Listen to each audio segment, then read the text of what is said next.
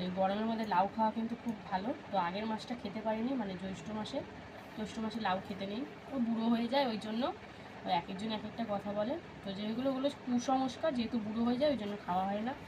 তো দেখো লাউটাকে নিয়ে এসছে, তো মোটামুটি আমাদের ভালোই হয়ে যাবে একদিন, বলো?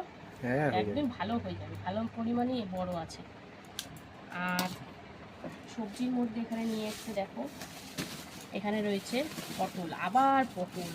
কালকেই পটল শেষ করলাম, তুমি আবার পটল নিয়ে এসছো, মানে বাজারে আবার পটল ছাড়া আর বা কী আছে। আর এই দেখো এখানে নিয়ে এসছে বেগুন, কচু। রে বাবা, বেগুন কি ভেঙে নিয়ে এসছো বুড়ো হবে বলে নাকি? হ্যাঁ, আমি ওই দিন একটা ভাঙো, তাহলে নেবো এই না, দেখো নেবো না।